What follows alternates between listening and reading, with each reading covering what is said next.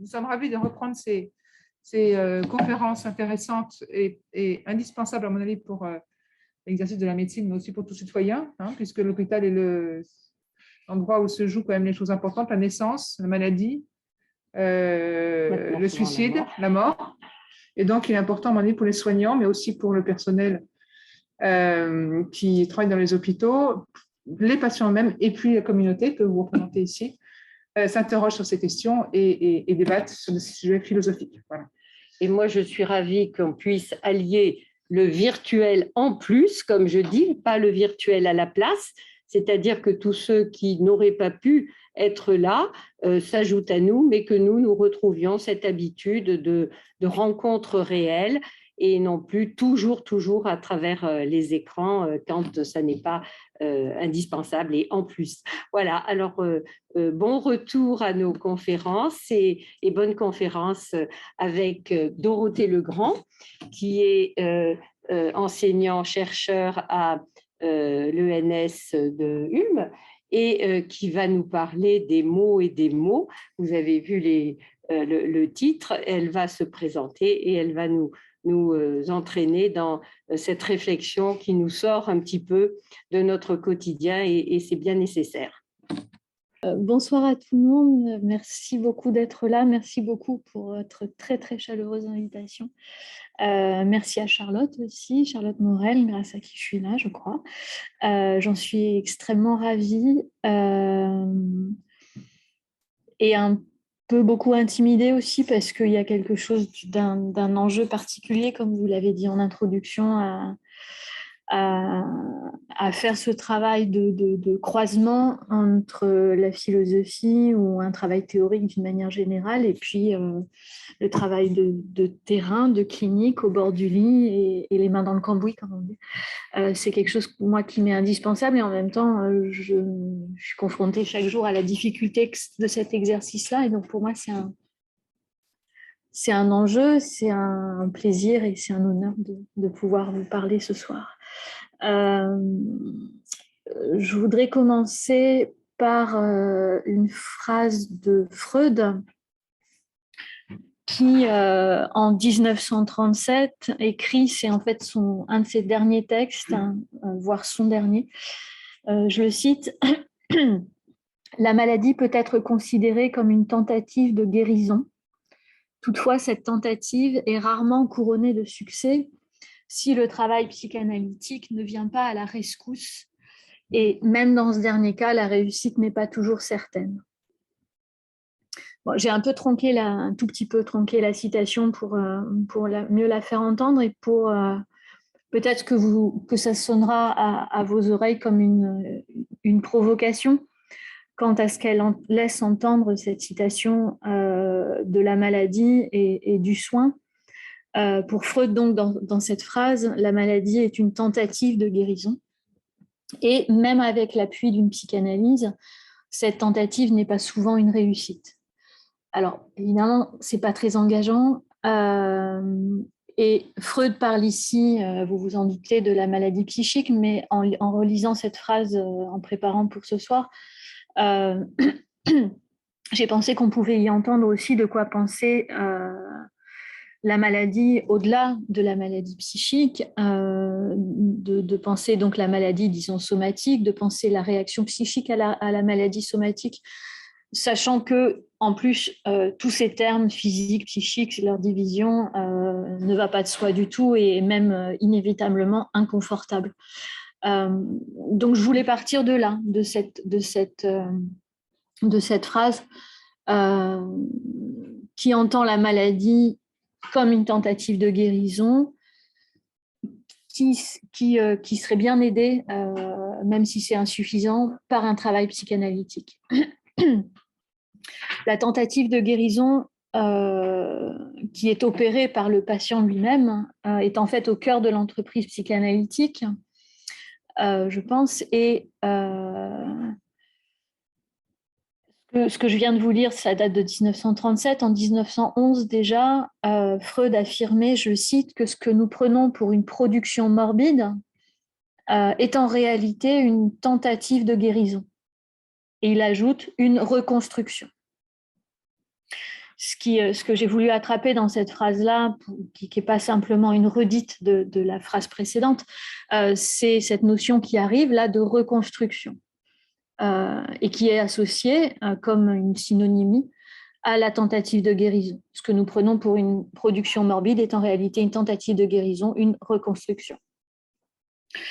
Et cette notion de reconstruction se trouve, elle aussi, ponctuer toute l'œuvre de Freud, jusque là aussi, un de ses derniers textes, la même année, 1937. Ce texte s'appelle Construction dans l'analyse. Je vous le conseille vraiment très fortement. Il fait quelques pages, 4 ou 5. Et c'est vraiment une mine. C'est extrêmement riche. Et je vais en parler un tout petit peu ce soir. Dans ce texte, Construction dans l'analyse, Freud assume que repose sur des constructions non seulement le symptôme névrotique, non seulement le délire psychotique, mais aussi le traitement psychanalytique lui-même, qui repose donc sur des constructions. Or, par ailleurs, la psychanalyse est dite liée à la vérité par le même Freud. Je le cite, « Il ne faut pas oublier, dit Freud, que la relation analytique est fondée sur l'amour de la vérité. » Alors, à nouveau, peut-être que cette phrase, cette affirmation de Freud, vous l'entendez comme une autre provocation, parce que vous pourriez estimer que la vérité est scientifique, que la psychanalyse, elle, n'est pas scientifique, et qu'on a du mal à entendre, du coup, que Freud nous demande de ne pas oublier que la relation analytique est fondée sur l'amour de la vérité. Mais je voudrais ne pas restreindre la réflexion ce soir au versant épistémologique de l'affaire. Ça a été fait beaucoup et ça a été fait beaucoup mieux que ce que je pourrais prétendre faire là ce soir. Ce que je voudrais souligner plutôt, et peut-être que c'est moins souvent travaillé que l'épistémologie freudienne, et peut-être que travailler ce point-là, ça nous permettrait une meilleure articulation de la psychanalyse aux autres champs du soin et de la santé. Ce que je voudrais souligner, donc, c'est le triptyque qui est apparu ici dans les quelques mots de Freud que je viens de vous lire, entre deux provocations, donc, triptyque qui, autour de la tentative de guérison, articule vérité et construction. Donc, ces trois éléments, tentative de guérison, vérité et construction. Et c'est ce triptyque que je voudrais essayer de déplier un peu ce soir avec vous. Je commencerai par la notion de construction dans l'analyse. Une première manière de considérer la construction analytique et de la comprendre comme une construction archéologique. Et je pense que c'est bien connu, Freud aura prisé lui-même la comparaison de son travail d'analyste avec celui de l'archéologue. Je cite Freud lui-même, « Il n'y a vraiment pas de meilleure analogie du refoulement qui rend une réalité psychique inaccessible en même temps qu'il la conserve. Il n'y a donc pas de meilleure analogie du refoulement que l'ensevelissement qui est devenu le destin de Pompéi et duquel la ville a pu renaître grâce au travail de la bêche. » Alors, toute la question, c'est que s'il n'y a pas de meilleure analogie entre le refoulement et l'ensevelissement de Pompéi, si l'archéologue a une bêche pour faire renaître la ville, quelle est la bêche du psychanalyste ? Selon le modèle archéologique, au psychanalyste, il faut rétablir un morceau de la vie disparue, et ce, d'après les témoignages, les paroles, donc, que l'on retrouve encore dans le présent. Et les paroles, et pas seulement, mais les témoignages de ce passé que nous retrouvons encore dans le présent. Il faut donc, dit Freud, débusquer toute trace qui permet de rétablir ce passé. L'enjeu étant de remonter en deçà de l'amnésie à partir de ce que le refoulement aura laissé subsister à titre de résidu. Et ce, dit Freud, afin de retrouver les éléments oubliés ou de les reconstituer avec un certain degré d'exactitude. Et on entend là un enjeu entre ce que l'on retrouve et ce que l'on reconstitue. Dans le glissement de ces termes, on entend tout l'enjeu de la construction-reconstruction analytique. Cette approche, disons, archéologique du psychisme rejoint ce que Carlo Ginzburg, historien, aura labellisé comme paradigme indiciaire dans les sciences humaines. Je cite quelques phrases de Carlo Ginzburg. Derrière ce paradigme, le paradigme indiciel, on entrevoit, dit Carlo Ginzburg, le geste probablement le plus ancien de l'histoire intellectuelle du genre humain, celui du chasseur accroupi dans la boue qui scrute les traces d'une proie. Mais Carlo Ginzburg précise immédiatement que, et c'est un point très très important pour ce qui nous occupe là, et je pense pour la pratique clinique d'une manière générale, il précise donc qu'analyser des empreintes, des astres, des déjections animales ou humaines, des glaires, des ongles, des pulsations, des champs de neige ou des cendres de cigarettes est une chose. On a tout ça d'un côté. Analyser des écritures, des peintures ou des discours en est une autre. Deux champs de recherche donc. La spécificité de ce dernier cas, qui inclut l'écriture, la peinture, le discours, c'est qu'il convient dans ce cas-là de distinguer les productions volontaires des productions involontaires. Parce que c'est dans les productions, dans les traces involontaires, dans, dit Ginzburg, les petits détails matériels, dans les gribouillages. C'est dans ces gribouillages involontaires, c'est là qu'on peut reconnaître, dit-il, la trace la plus certaine d'une individualité, dans l'involontaire, dans le gribouillage, dans les petits détails. Et c'est dans cette histoire que s'inscrit le déploiement de la méthode psychanalytique, c'est-à-dire une histoire de la, disons, plus petite signature infalsifiable. Freud lui-même reconnaît explicitement s'appuyer sur la méthode de Giovanni Morelli, méthode à laquelle Carlo Ginzburg fait référence lui-même. Ce médecin italien, Giovanni Morelli, que Freud connut d'abord sous le nom d'Ivan Lermoliev, connaisseur d'art qui avait opéré une révolution, dit Freud, dans les musées d'Europe à la fin du XIXe siècle. Et ce, en reconstruisant de nouvelles individualités artistiques. Et Freud explique que ce résultat est obtenu en relevant, c'est Freud qui parle, en relevant la signification caractéristique de détails secondaires, minuties telles que la conformation des ongles, des bouts d'oreilles, des auréoles et autres choses inobservées, mais néanmoins exécutées par chaque artiste d'une manière qui le caractérise. On retrouve les gribouillages, l'involontaire, les minuties, les détails secondaires qui portent une signature, la plus petite signature infalsifiable. Cette méthode, Freud la croit, je cite, apparentée de très près à la technique médicale de la psychanalyse. Elle aussi, dit-il, a coutume de deviner par des traits dédaignés ou inobservés, par le rebut de l'observation, les choses secrètes ou cachées. Donc on a toute une méthodologie, ce fameux paradigme indiciaire, où dans les traces, et pas n'importe lesquelles, dans les traces involontaires, dans les rebuts, dans l'inobservé, dans ce qui a l'air de servir à rien, dans ce qu'on laisse de côté, on retrouve la plus petite signature infalsifiable qui intéresse de près le connaisseur d'art qui essaye de faire la différence entre une peinture signée authentiquement par son auteur ou par un faussaire, ou qui intéresse un Freud qui part à la recherche archéologique, disons, de nos motifs conscients et inconscients, psychiques en tous les cas.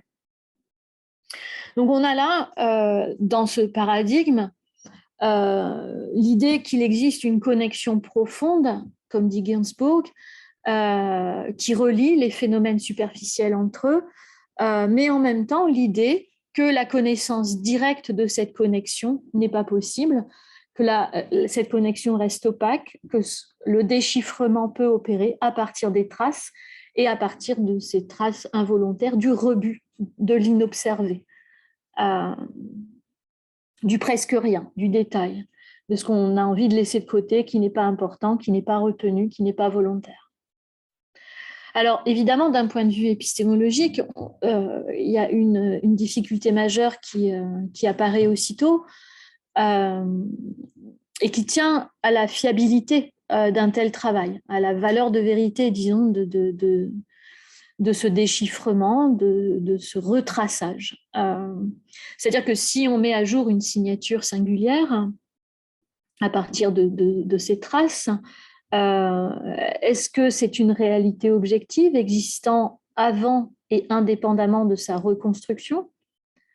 Ou bien est-ce que cette signature est créée après coup par le travail de construction lui-même?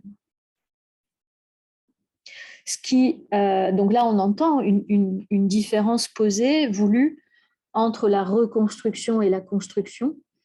La reconstruction, on pourrait se dire qu'on pourrait tenter de la rendre la plus fidèle possible à l'original. Donc, on aurait un original et une reconstruction avec une tentative de fidélité entre les deux. Ou bien l'idée d'une construction. Donc là, on n'aurait même plus l'original, on construit. Donc, quel est le paradigme de la psychanalyse? En fait, ce qui intéresse la psychanalyse particulièrement ici, c'est justement que cette opposition binaire entre l'original et le construit se trouve sans cesse complexifiée. Alors, ce qu'on pourrait appeler du coup le non-binarisme de la psychanalyse, si on était un peu joueur,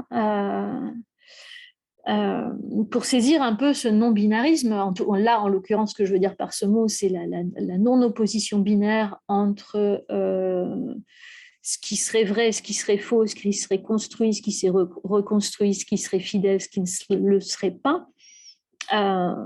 Pour saisir un peu ce non-binarisme, je pense qu'on peut s'aider en retenant une différence fondamentale entre l'archéologie et la psychanalyse. Le travail de construction de l'analyste, dit Freud, je le cite, le travail de construction, ou si l'on préfère de reconstruction, présente une ressemblance profonde avec celui de l'archéologue. On vient de le dire, au fond, il lui est identique. Et Freud continue, à cette seule différence, et la différence importe ici, à cette seule différence que l'analyste opère dans de meilleures conditions et dispose de plus de ressources en matériaux, parce que ses efforts portent sur quelque chose qui est encore vivant et non sur un objet détruit.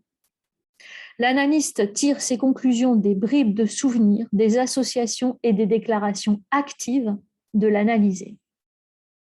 On est encore, cette phrase-là est extraite à nouveau de ce fameux texte de 1937, Construction dans l'analyse, un de ces derniers textes donc, où on entend la prise en compte d'une activité, d'un matériau encore vivant. Et en fait, cette prise en compte de la dynamique donc, du matériau en jeu, et cette prise en compte est présente très tôt, je pense, dans les recherches de Freud. Et il me semble qu'il est légitime de faire un lien entre ce que je viens de dire de la toute fin de Freud, de mettre en écho cette phrase-là avec ce que l'on trouve en fait dès les prémices de l'invention découverte de la psychanalyse. C'est pas encore posé en tant que tel. Nous sommes le 6 décembre 1896 dans la correspondance de Freud à Fliss. Donc on est avant la naissance de la psychanalyse, la nomination de la psychanalyse en tant que telle. Et Freud écrit à son ami et collaborateur Fliss la chose suivante, c'est une lettre très très importante, 6 décembre 1896, et c'est très beau parce que c'est à la fois très technique et ça commence par « mon cher Willem », etc. Enfin, l'écriture est très très belle, je vous invite à aller lire. Donc Freud écrit à Fliss « Dans mes travaux, je pars de l'hypothèse que les matériaux présents sous forme de traces mnémoniques se trouvent de temps en temps remaniés suivant les circonstances nouvelles. » Alors la lettre est très longue, cette phrase-là me semble très importante. Dans mes travaux, je pars de l'hypothèse que les travaux présents sous forme de traces mnémoniques se trouvent de temps en temps remaniés suivant les circonstances nouvelles. Et c'est le remaniement qui va m'intéresser là. Il me semble que dans ce remaniement, on trouve le germe des constructions, reconstructions que Freud élabora encore après plus de 40 ans de pratique et d'écriture de la psychanalyse. On se rend compte qu'en lisant les développements au fur et à mesure de leur élaboration, on se rend compte donc que la construction dans l'analyse cherche je dirais, cherche par son exactitude elle-même, non pas à retrouver, mais à remanier ce qui a eu lieu, le passé, et à le remanier dans la perspective de ce qui est présent et de ce qui est à venir. Je vais essayer de développer cette idée-là un tout petit peu. L'idée, c'est que... Pardon.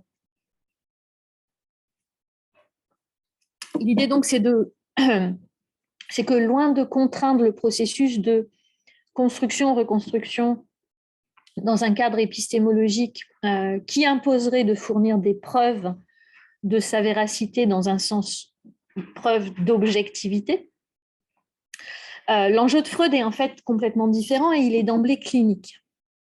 La même lettre nous informe à ce sujet-là. Il écrit donc ceci à Fliss, juste après avoir parlé de ce remaniement. Il écrit donc: ce qu'il y a d'essentiellement neuf dans ma théorie, c'est l'idée que la mémoire est présente non pas une seule, mais plusieurs fois. Je tiens à faire remarquer que les enregistrements successifs représentent la production psychique d'époques successives de la vie. Et c'est à la limite de deux époques que doit s'effectuer la traduction des matériaux psychiques. Je m'explique, Freud, les particularités des psychonévroses en supposant que la traduction de certains matériaux ne s'est pas réalisée. Ce qu'on entend là, je crois, c'est que c'est l'idée de Freud selon laquelle quand le passé n'est pas remanié par le présent en vue de l'avenir, s'ensuit ce que Freud reconnaît comme un anachronisme.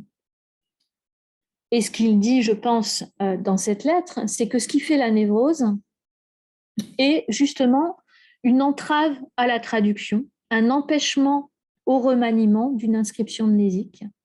Et on comprend du coup que l'analyse ne vise pas du tout l'adéquation de ces constructions à une histoire originaire. Elle cherche non pas à contrer ou à minimiser les remaniements du passé, bien au contraire, l'analyse accompagne, voire provoque les réarrangements qui occasionnent les traductions d'une scène première devenue anachronique, les traductions qui sont autant de transformations, défixations, éloignements, ruptures d'avec une époque passée dont la fixation anachronique serait pathogène. Donc, la construction ne vient pas répliquer, retrouver, reproduire le passé, mais au contraire, dit Freud, vient se substituer à ce qui n'a pas été achevé. Donc, la construction analytique vient pousser vers l'avenir et donc vers la transformation, ce qui a été coincé dans un passé inachevé, introduit au présent. C'est compréhensible? Ouais.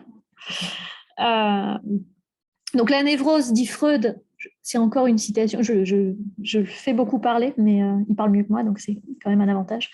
La névrose peut être considérée, dit Freud, comme la manifestation directe d'une fixation de ces malades à une époque précoce de leur passé. Et sur la base de cette hypothèse, il en vient à appliquer au délire ce que jadis il énonçait pour la seule hystérie, c'est-à-dire le malade souffre de ces réminiscences.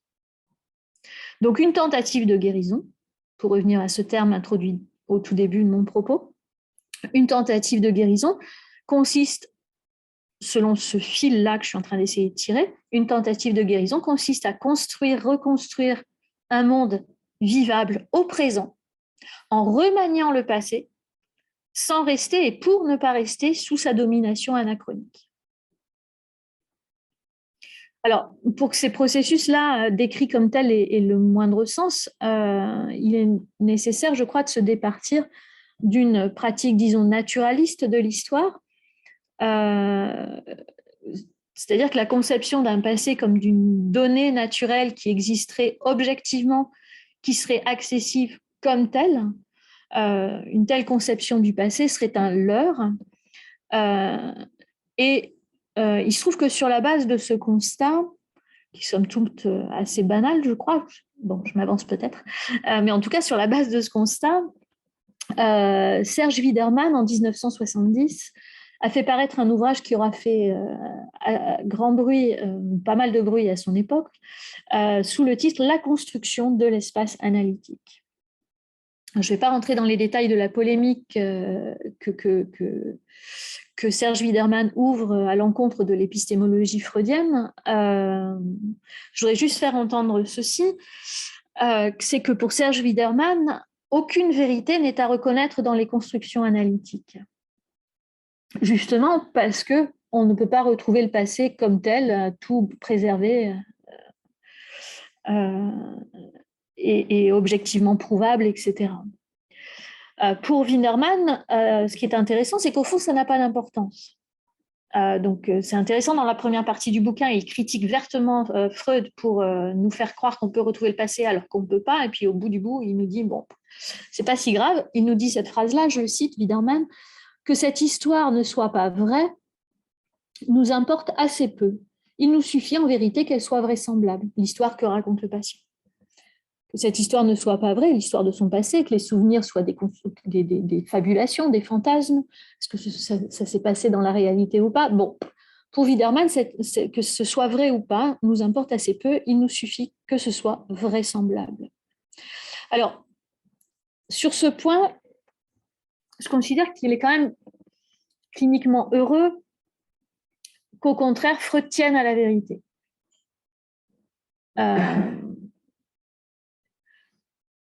Donc, pour lui, ça a de l'importance, que ce soit vrai ou pas. Toute la question, c'est de savoir ce que ça veut dire dans la bouche de Freud, vrai, vérité.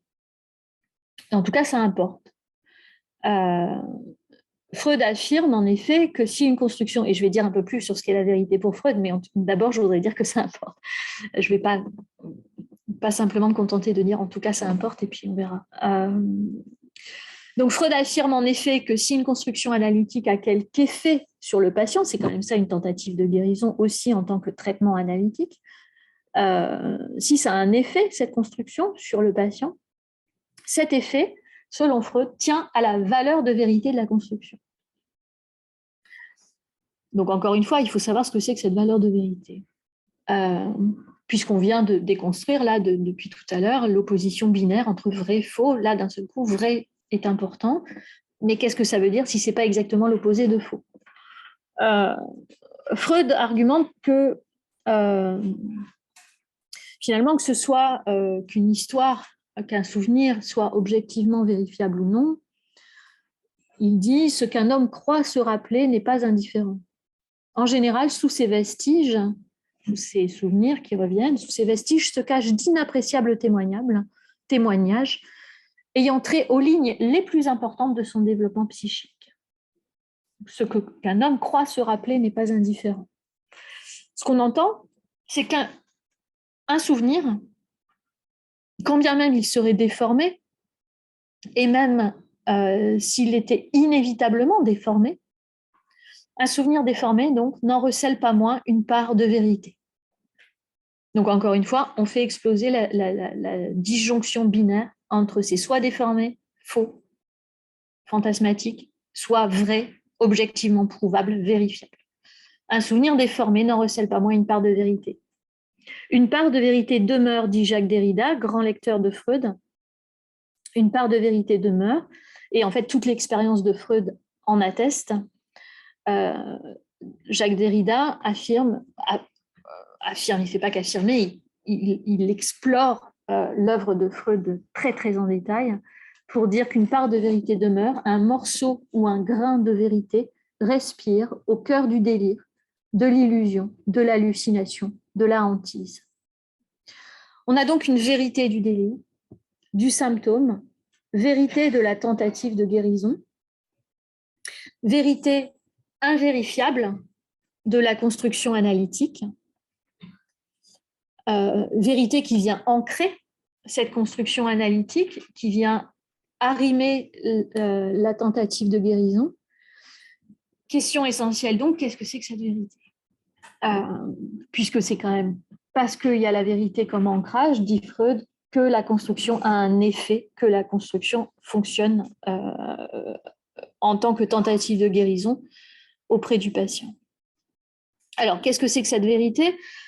Ne serait-ce que pour pouvoir poser cette question, il faut, disons, déconstruire la notion de vérité, au moins au sens où il ne faut pas présupposer que la notion intuitive de vérité soit acceptable sans questionnement, comme une évidence inamovible. Disons qu'on ne peut pas se contenter sans sourciller d'une vérité comme, pour aller vite, accord de la conscience avec le monde extérieur. Si ça nous paraît être la conception, disons, intuitive et évidente, inamovible de la vérité, si c'est inamovible, on ne peut plus la questionner, on ne peut plus se demander ce qu'est la vérité. Un accord avec le monde extérieur, c'est comme ça que Freud, il se trouve, très classiquement, aura défini la vérité en 1916, assez tôt, pas tant que ça d'ailleurs. Mais ce qui m'intéresse, c'est qu'il existe une toute autre conception de la vérité chez Freud. Et je pense qu'on peut trouver des germes de cette conception de la vérité tout au long de son œuvre, là aussi. Et encore une fois, cette conception de la vérité apparaît dans ses textes conclusifs. Et là, je fais référence non plus aux constructions dans l'analyse de tout à l'heure, le tout petit texte, mais à l'ouvrage beaucoup plus conséquent et là aussi très, très important, L'homme Moïse et la religion monothéiste. Là apparaît une conception de la vérité extrêmement intéressante et puissante cliniquement. Cette autre conception de la vérité, donc, et conception donc qui n'est pas réductible à l'adéquation de la conscience ou de l'expérience à la réalité objective. Cette autre conception de la vérité, s'il fallait lui trouver une sorte de qualité expérientielle ou si on pouvait espérer la sentir, la reconnaître, la décrire phénoménologiquement, peut-être qu'elle se caractériserait par sa force coercitive. Je voudrais m'appuyer pour déplier un peu cette idée-là sur la lecture que le philosophe Jocelyn Benoît fait de Freud, fait justement de ce dernier texte Moïse et l'homme Moïse et la religion monothéiste.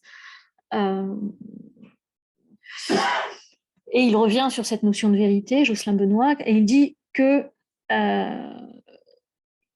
la vérité, cette conception de la vérité est qualifiée par Freud comme historique dans ce texte-là. Et Jocelyn Benoît dit que si tel est le cas, si la vérité est qualifiée par Freud comme historique, ça n'est pas par le seul fait qu'il se soit effectivement passé une certaine chose, mais par le fait que cette chose ne passe pas, subsiste en nous et fait retour avec la force d'une compulsion. Cette vérité, donc, est historique non pas en termes d'événementialité, de contingence événementielle, il s'est passé ceci à telle date et c'est vérifiable ou pas. Cette vérité est la marque d'un passé qui ne passe pas, d'où la notion de vérité historique chez Freud. Donc avec cette lecture que Jocelyn Benoît fait de Freud, on comprend que la vérité est une contrainte. Elle s'impose au sujet. Je répète la phrase de Jocelyn Benoît, cette chose ne passe pas, subsiste en nous et fait retour avec la force d'une compulsion. Contrainte, donc, s'impose à moi, au sujet. Et elle s'impose, je dirais, aux patients non moins qu'aux soignants. Quand bien même on n'en serait pas conscient, et je dirais par le fait même de ne pas en être conscient, la vérité exerce une force coercitive sur la conscience, sur le présent, sur la parole, et donc sur les constructions et reconstructions de nos expériences, de nos souvenirs, de nos représentations. Ce que j'essaye de faire entendre par là, c'est que si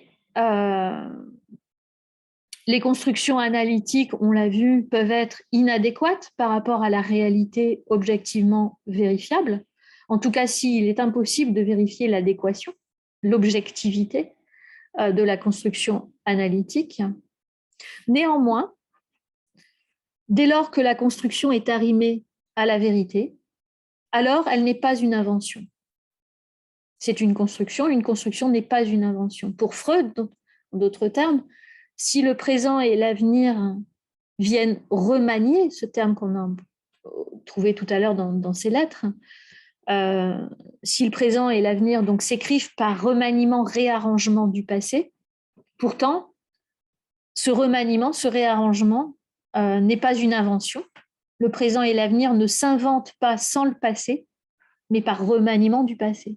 Donc pas sans le passé ex nihilo, comme s'il n'y avait pas de passé, comme si le passé passait. Non, le passé ne passe pas.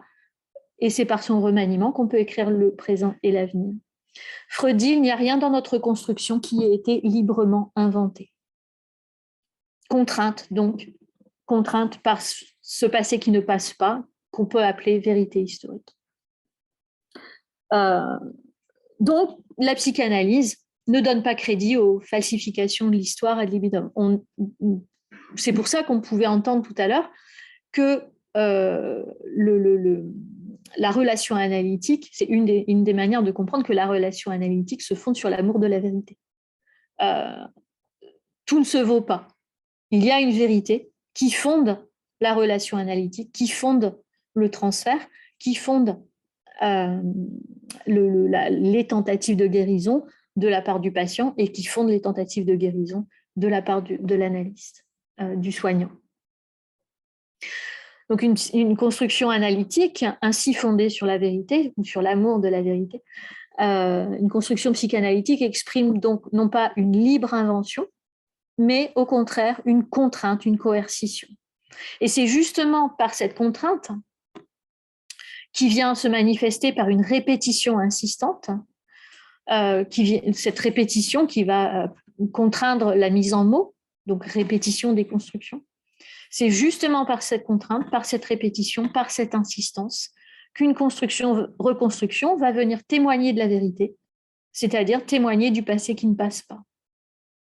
J'espère que ça s'entend, une construction-reconstruction qui va témoigner du passé qui ne passe pas, témoigner en ce sens d'une vérité historique qui ne passe pas, va être une construction-reconstruction qui structurellement va se répéter, insister, revenir, contraindre la mise en mots à toujours revenir à la même place, on pourrait dire, et à se répéter. Pas à se répéter stérilement, parce qu'on a vu avec Freud dès le début que la répétition est toujours un remaniement.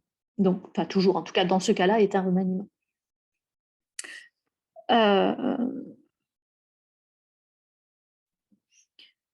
Donc, on a un passé qui ne passe pas, c'est la vérité. Et eussent-elles été écartées, les puissances du passé, de ce passé qui ne passe pas, font retour obstinément. Et je viens de le dire, la reconstruction, en ce sens, revient toujours à la même place. On comprend mieux donc pourquoi Freud insiste sur le fait que son attention d'analyste, qu'on dit flottante, qui n'est pas du tout inattentive, sous prétexte qu'elle soit flottante, c'est plutôt le fait qu'elle soit d'une égale attention. Son attention d'analyste porte autant sur des éléments de réalité, disons, que sur des éléments de fiction. Autant sur des choses, par exemple la description par le patient du cabinet, c'est à peu près partageable ou pas d'ailleurs, ou des éléments tels que le rêve, absolument invérifiable, ni par le rêveur, ni par celui qui écoute le récit de rêve. L'attention de Freud, en tant qu'analyste, donc, est d'égale intensité sur ces différents éléments. Et finalement, on comprend pourquoi c'est le cas. Ça n'est pas simplement une paresse épistémique de se dire, bon, je ne fais pas la différence fiction-réalité, je prends tout, puis on verra ce qu'on pourra faire. Ce n'est pas du tout une paresse épistémique, c'est plutôt cette égale attention est nécessaire pour tenir compte du fait que fiction et réalité, en fait, ramènent obstinément à la même scène. Si tant est que ces fictions, réalités, descriptions diverses et variées soient arrimées à cette vérité historique, c'est-à-dire ce passé qui ne passe pas. Obstinément, on revient à la même scène. Cliniquement, donc tout le travail, c'est de faire de cette même scène, de cette répétition, un remaniement, et donc une poussée vers l'avenir. Mais je l'ai déjà dit et je vais le redire.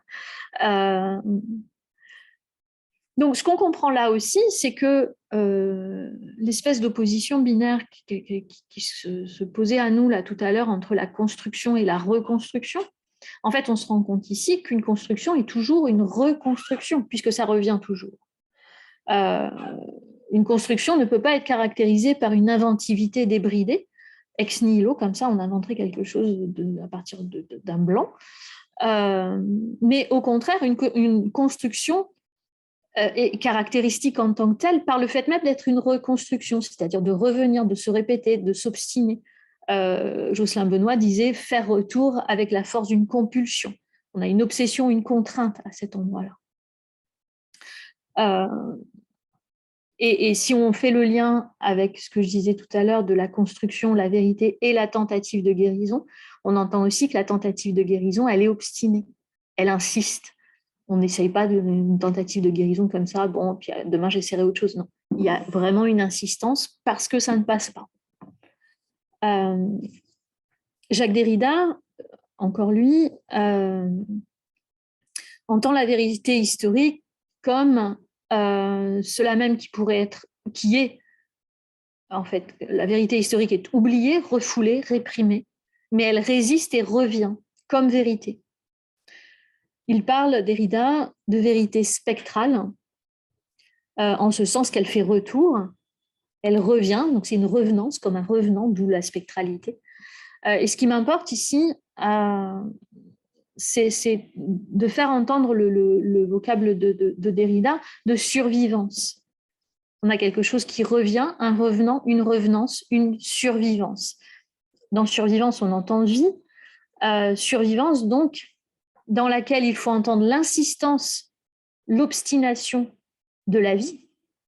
Survivance, insistance, obstination de la vie.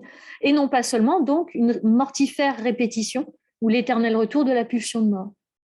Encore une fois, comment travailler la répétitivité autrement que comme une immuable et fatale éternité. Là, au contraire, on essaye de faire entendre quelque chose d'un passé qui ne passe pas, mais qui n'est pas du tout une éternité fatale, qui n'est pas du tout immuable, qui insiste et que le travail de l'analyste peut accompagner dans une insistance de remaniement, de réarrangement, et donc de construction-reconstruction. Ce que ce vocable-là de Jacques Derrida permet d'entendre, donc cette insistance de la vie, cette survivance, très très loin de la stérilité, de l'immuabilité, ça nous permet donc, en mobilisant en fait le travail de Derrida et sa langue à l'intérieur même du corpus analytique, ça nous oriente vers une conception de la construction comme une tentative de survie. Et j'aime bien coller ces mots-là au mot tentative de guérison, tentative de survie, dans le sens d'une insistance de la vie, pas juste la notion intuitive de survie comme c'est moins bien que la vie, mais enfin c'est quand même mieux que la mort. Là, c'est tout le contraire, c'est l'insistance de la vie. Tentative de guérison, donc tentative de bâtir un monde où il soit possible de vivre une vie lestée du passé, une vie lourde, épaisse de cette vérité qui ne cesse pas de faire retour dans cette vie, qui ne cesse pas de contraindre le passé qui ne passe pas, qui ne cesse pas de contraindre le présent, la vie, le futur, mais qui ne cesse pas, qui la contraint non pas nécessairement à la réplique du passé, mais à son remaniement. Donc je répète les mêmes choses en boucle, mais j'essaye de tourner autour de ces choses-là et de les faire entendre un peu. Je pense que ce qu'on peut entendre là aussi, c'est que la construction, telle qu'on peut la construire à partir de Freud, surtout relue par Derrida, c'est que ça n'est pas une affaire de mémoire, de souvenir, ou en tout cas que c'est moins une affaire de mémoire et de souvenir que d'archives. L'archive, c'est pareil, un vocable qui a été extrêmement puissamment travaillé par Jacques Derrida. Ce que je veux dire là, c'est que la construction analytique peut être en fait énoncée par le patient, peut être même éprouvée par le patient sans mémoire consciente. Et que néanmoins, sans mémoire, la construction s'inscrit dans une histoire et comme histoire, nécessairement, je dirais, structurellement. Et c'est pour ça que ça me faisait penser à l'archive selon Derrida. Derrida dit de l'archive que, contrairement à ce qu'on pense intuitivement, l'archive n'est pas seulement le lieu de stockage ou de conservation d'un passé qui existerait de toute façon tel quel. C'est un peu l'idée du passé comme donnée naturelle qu'on pourrait ranger dans un coin. Ce coin, on l'appellerait archive, avec plein d'étiquettes de reconnaissance, et on pourrait les retrouver facilement, les bons tiroirs et tout ça. Donc, l'archive pour Derrida, c'est pas ça du tout. C'est pas simplement un lieu de stockage et de conservation d'un contenu qui existerait de toutes les façons. Et de la même façon, la construction analytique ne se contente pas d'exprimer le passé en tant qu'il est révolu. Elle est plutôt, encore une fois, un remaniement, et elle est plutôt cette construction un présent, puisqu'elle s'énonce dans la parole du patient ou de l'analyste ou des deux. Donc, elle est la construction un présent qui est toujours déjà commencé, puisqu'elle est basée, arrimée à un passé qui ne passe pas, toujours déjà commencé, mais qui va tourner ce qui est ainsi toujours déjà commencé vers son avenir. Donc, arrimage, lestage, on dit ça, c'est lester d'un passé qui ne passe pas et c'est tourner vers son avenir. Derrida dit de l'archive quelque chose que j'aimerais pouvoir dire de la construction-reconstruction analytique. Je cite donc Derrida sur l'archive, c'est une question d'avenir, la question de l'avenir même, la question d'une réponse, d'une promesse et d'une responsabilité pour demain. Et je trouve ça particulièrement saisissant de lire ça sur l'archive, que c'est une inscription du passé en tant que responsabilité pour demain. Mais j'aime aussi beaucoup entendre ça cliniquement, et je ne pense pas simplement psychanalytiquement, mais cliniquement d'une manière plus large, que la parole du patient, ses souvenirs ou ses paroles sans souvenir, vont venir inscrire un passé en tant que responsable pour demain. Donc, responsable pour demain, en fait, je construis l'archive de ce dont je n'ai peut-être même pas le souvenir, que je n'ai peut-être même pas vécu consciemment, que je n'ai peut-être même pas vécu du tout, en tout cas pas sous cette forme-là, mais j'en construis l'archive avec cette responsabilité. Alors, évidemment, on pourrait s'effrayer là, et peut-être depuis que j'ai commencé à parler, s'effrayer que je sois en train de tenter d'inverser la flèche du temps, de mélanger le passé, le futur, et c'est évidemment pas le cas du tout.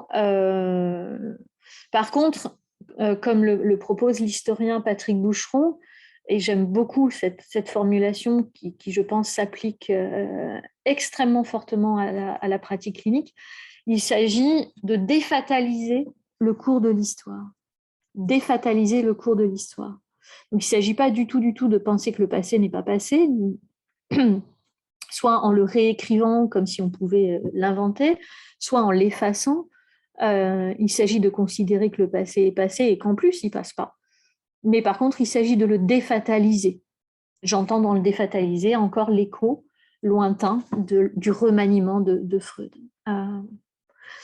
Patrick Boucheron dit que c'est ça, c'est défataliser le cours de l'histoire, c'est ça que peut l'histoire. Et j'aime bien ajouter que c'est peut-être ce que peut la psychanalyse. J'aimerais bien ajouter ici que c'est peut-être ce que peut la clinique, d'une manière plus générale. Défataliser le cours de l'histoire, c'est ce que peut l'histoire, la clinique, la psychanalyse, dès lors qu'elle se préoccupe de relever les promesses non tenues qui gisent au pied des hommes, rabaissées mais toujours disponibles. Donc on a quelque chose de rabaissé mais toujours disponible, un passé qui ne passe pas. Comment on fait pour relever la promesse? C'est-à-dire pour relever ce passé, le remanier, le remettre en acte, le rendre disponible pour l'avenir. Ce serait la tâche de l'histoire, la tâche de l'historien. Est-ce que ça peut être la tâche du clinicien? En quel sens? Comment on fait pour travailler avec ces choses-là? Encore pour citer quelques mots, parce qu'ils sont toujours très beaux, de Patrick Boucheron, on pourrait espérer pouvoir dire que la construction-reconstruction analytique est une tentative de guérison quand elle donne justement à entendre ce que le passé recèle, c'est les mots de Boucheron, recèle encore de potentialités inabouties et qui, sans le travail de construction, demeurait face contre terre. Donc on a une potentialité inaboutie. On parlait d'un passé inachevé avec Freud tout à l'heure, je ne sais pas si vous vous souvenez, dans cette même lettre à Fliss, le passé inachevé qui reste à insister anachroniquement comme un point de fixation. Et il ne s'agit pas forcément de l'achever, mais en tout cas de relever l'inachevé pour le pousser vers l'avenir. Je ne sais pas si je peux encore parler ou si je m'arrête là. Ouais, un petit peu. Parce que du coup, je voulais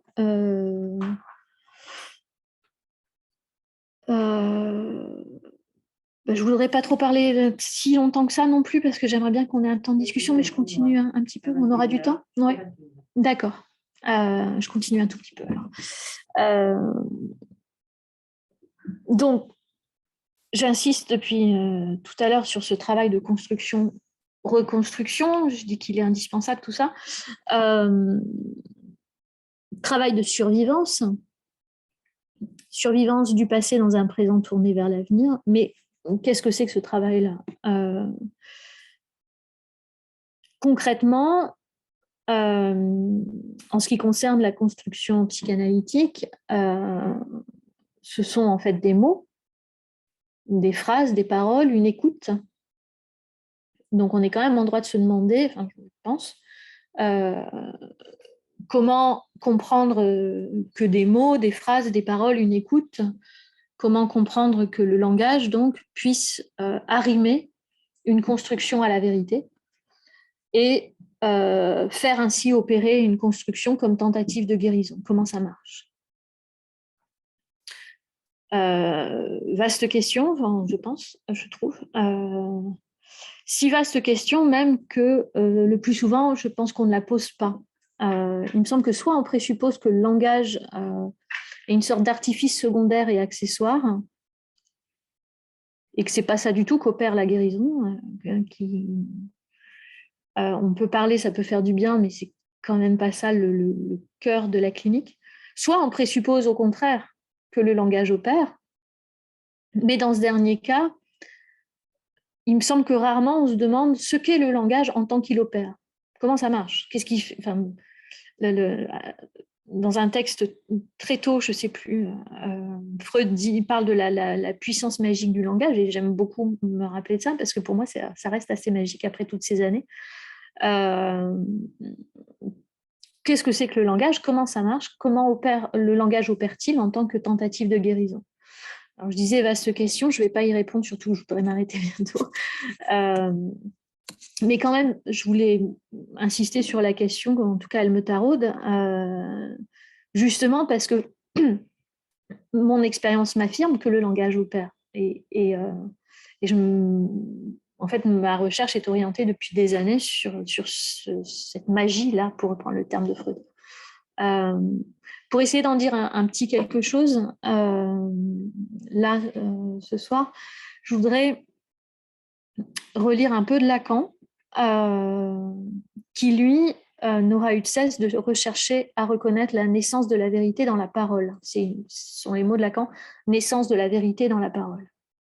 Alors, il y a une manière d'entendre ça de manière psychologisante, naissance de la vérité dans la parole. On pourrait avoir envie de dire, et je pense que ce serait une erreur à la fois conceptuelle, épistémologique et clinique, et lacanienne, c'est-à-dire vis-à-vis de ce que Lacan veut dire. Mais, donc on pourrait avoir envie de psychologiser en se disant que ce que dit le patient, sa parole est vraie, juste par le fait même qu'il le dise. Une espèce d'autorité comme ça à la parole.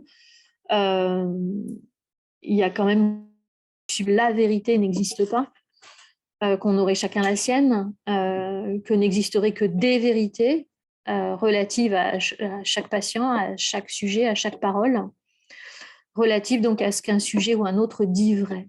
Il suffirait de le dire pour que ce soit vrai. Je pense que quand Lacan parle de la naissance de la vérité dans la parole, c'est pas du tout, mais pas du tout ce qui est en jeu, et c'est heureux. il y a une parole vraie, une parole où perce la vérité dans la conceptualisation lacanienne. Et pour comprendre un minimum ce que ça peut vouloir dire, on doit la caractériser sans la réduire à un acte d'appropriation égologique. Ce n'est pas « je parle donc c'est vrai », pas du tout. Je voudrais revenir à ce que dit Jocelyn Benoît quand il lit L'homme Moïse et la religion monothéiste, la vérité historique, à laquelle je faisais référence tout à l'heure. Il parle de la parole vraie, cette parole où perce la vérité historique, cette parole donc qui pourrait être fictionnelle, mais à travers laquelle perce la vérité. Cette parole, Jocelyn Benoît dit qu'elle prend un certain tour, pour ainsi dire, indépendamment de notre volonté. Et en elle, il y a une sorte de mise en suspens de la liberté narrative. C'est une parole qui exprime une contrainte, qui exprime la persistance du poids d'une certaine vérité. On retrouve la contrainte à l'intérieur même de la parole, une contrainte, parce que quand la parole est arrimée à la vérité. François Balmès, qui a écrit des livres extraordinaires pour décortiquer la structure de la pensée psychanalytique, nous dit qu'aucune tentative de museler la vérité ne peut aboutir. Aucune tentative de la museler n'a la moindre chance de l'empêcher de parler la vérité. Elle parle, au mépris des intentions du parlant de la poursuivre comme de la dissimuler. On entend que ça commence à grincer du côté du « je parle », c'est pas du tout aussi simple que ça. C'est qu'au mépris des intentions du sujet qui parle, consciemment, elle parle la vérité, au mépris de ses intentions. Je pourrais essayer de cacher la vérité, de la poursuivre, de la dissimuler. Elle parle.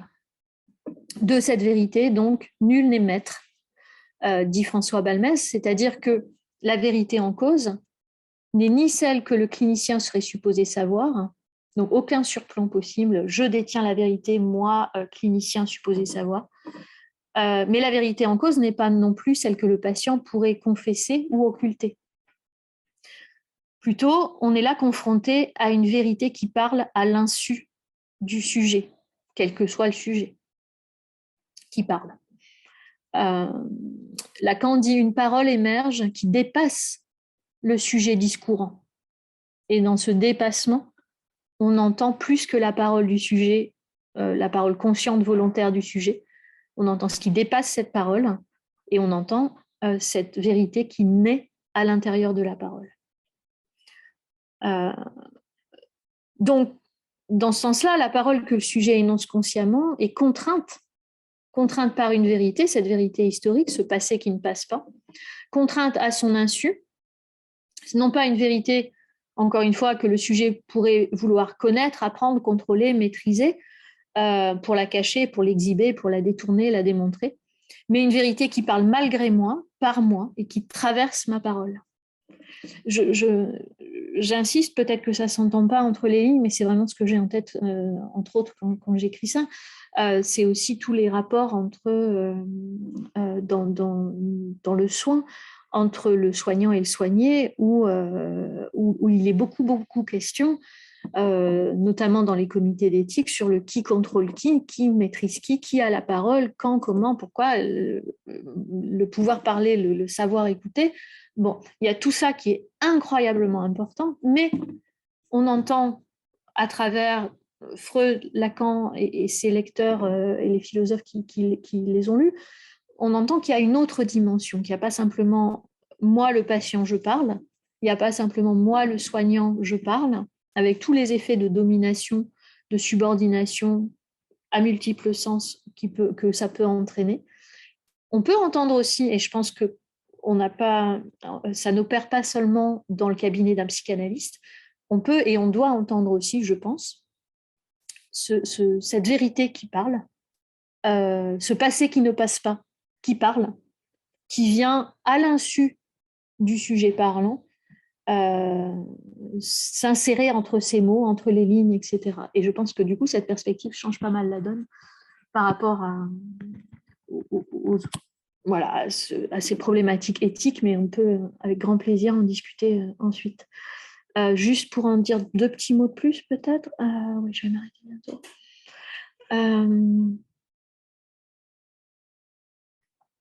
Donc, pour reprendre, la vérité cause et elle a pour effet de faire parler le sujet, elle a pour effet donc de faire du corps un corps parlant, et elle a pour effet ce sujet qui va bien au-delà de ce que l'individu éprouve subjectivement. Il y a cet au-delà par lequel le sujet n'est pas réductible au moi perceptible dans les données plus ou moins immédiates de la conscience. Au contraire, on a un sujet qui est non seulement conscient, mais qui est aussi, dit Lacan, légataire de la vérité. Et je trouve que c'est une très belle formulation. Légataire de la vérité. Est-ce que, clinicien, on peut accueillir aussi le patient en tant qu'il est légataire d'un passé qui ne passe pas? Ce qui me semblait intéressant à souligner, c'est que on a là un langage vérité qui, donc, on l'entend, c'est un point quand même théorique, c'est un point accompagné philosophiquement, mais il me semble que c'est aussi un point clinique parce que on peut avoir tendance, envie, ou craindre au contraire, mais on peut être dans un contexte aujourd'hui épistémologique qui nous pousse à croire que la vérité du sujet, ou la vérité de la maladie, ou la vérité de la guérison peut nous être connue indépendamment de la parole du sujet, donc indépendamment du sujet lui-même. Et puis, c'est la même mécanique qui peut pousser le patient lui-même à croire que la vérité peut être connue indépendamment de lui, qui peut donc pousser le patient à supposer au clinicien le savoir de la vérité sur lui, sur sa maladie, sur sa guérison. Et c'est ce qui pousse, dit Lacan, le patient à se laisser être béant à notre intervention objectivante, ce qui va le rejeter, lui, extrêmement fort, extrêmement puissamment. Et il me semble que pour déjouer cette posture objectivante, il s'agit justement que le clinicien ne prenne pas la place qui lui est octroyée parfois par le patient, celle du sujet supposé savoir la vérité du patient. La vérité qui est en question ici, la vérité qui arrime la construction, qui arrime donc la tentative de guérison, la vérité, dit Lacan, il n'est pas en notre pouvoir de la donner au patient. Plus précisément, Lacan dit, pardon, je reprends, il n'est pas en notre pouvoir de la donner au patient, c'est-à-dire que quand le patient nous parle, que ce soit qu'il parle à un chirurgien ou à un psychanalyste ou à un infirmier, mais quand un patient nous parle, il s'agit donc non pas de lui dire la vérité, mais il s'agit de l'entendre, la vérité, et de la faire entendre. Lacan dit la vérité est un moment du discours. C'est au premier congrès mondial de psychiatrie en 1950. La vérité est un moment du discours, et il complète cette phrase, la vérité est un moment du discours qui peut valablement éclairer la confusion d'un passé qu'elle élève à la dignité de l'histoire, sans en épuiser l'impensable réalité. Je répète la phrase que je trouve extraordinaire. La vérité est un mouvement, pardon, depuis tout à l'heure je dis moment, mais c'est un mouvement. La vérité est un mouvement du discours qui peut valablement éclairer la confusion d'un passé qu'elle élève à la dignité de l'histoire, sans en épuiser l'impensable réalité. En d'autres termes, la vérité, on ne peut pas la dire toute, puisqu'on ne peut pas épuiser son impensable réalité, l'indicible réel. On ne peut pas la dire toute, mais on ne peut pas ne pas la dire. On est contraint donc à la mi-dire. Elle ne parle pas toute, mais elle parle, et en parlant, elle traduit le passé en histoire. Elle éclaire la confusion d'un passé qu'elle élève à la dignité de l'histoire.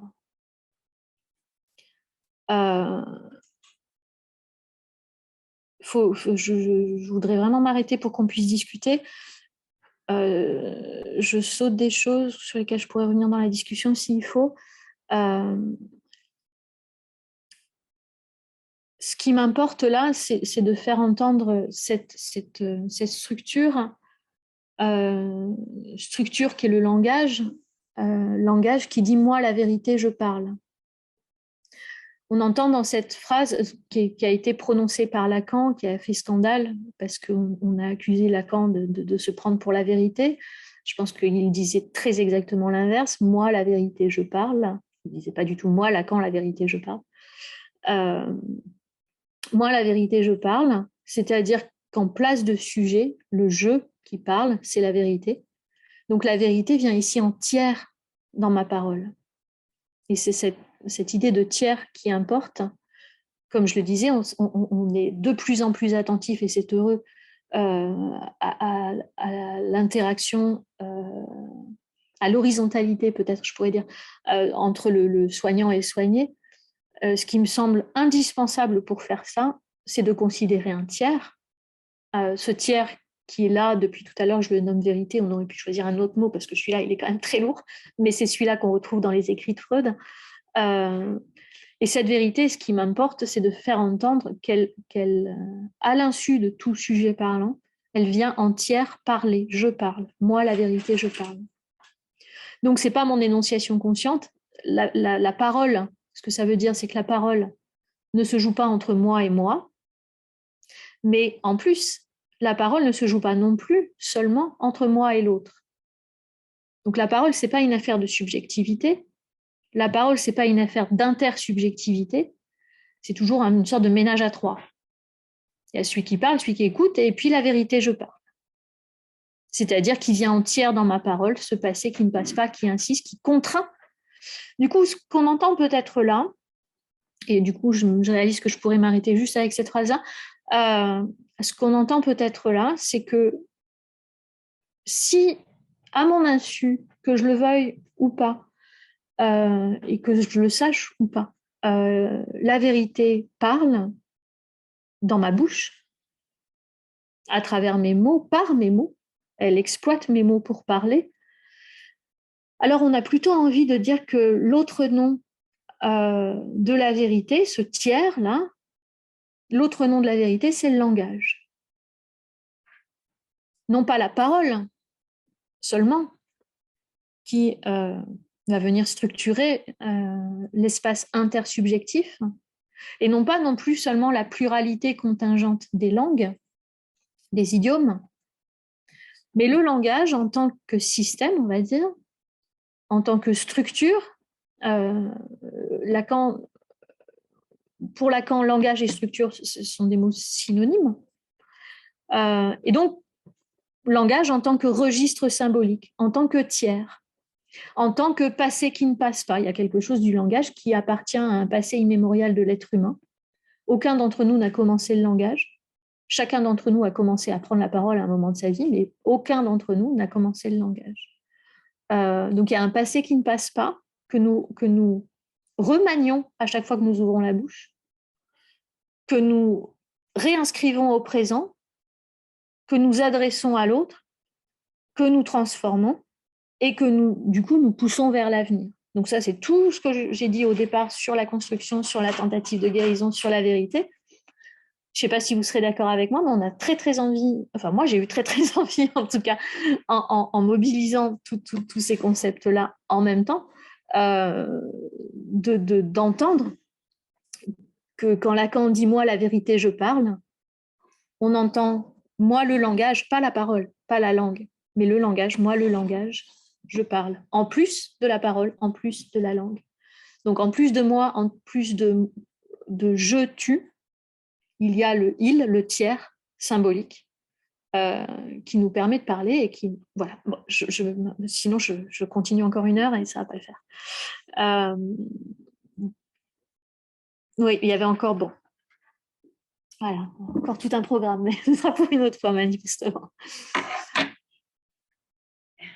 Que dans la vérité, le langage serait la vérité, c'est parce que comme il contient tous les possibles, qui sont forcément jamais tous exploités, forcément la vérité est dedans. Oui, mais à ce compte-là, si on disait comme ça, moi j'y entendrais qu'il y a la vérité dedans, il y a la fausseté dedans, il y a tout et son inverse. Là, l'idée, c'était encore une fois de déconstruire la vérité comme c'est vrai, c'est faux, comme un jugement, qu'il soit perceptif ou cognitif. Pas de binarité. Pas de binarité, de faire entendre vraiment vérité, ce passé qui ne passe pas. Donc vraiment, je m'appuie beaucoup sur donc, Jocelyn Benoît qui relie, je trouve, d'une manière très puissante, à plus d'un égard, mais sur ce point-là en particulier, cette notion de vérité historique, qui est freudienne donc, et qui juste réécrit, traduit nos vérité historique égale passé qui ne passe pas. Je résume, c'est pas. Mais en tout cas, moi, je résume parce que j'aime bien le condenser comme ça pour pouvoir le travailler par ailleurs. Mais du coup, c'est pas parce que ça contient tout, alors ça contient du vrai comme ça contient du faux.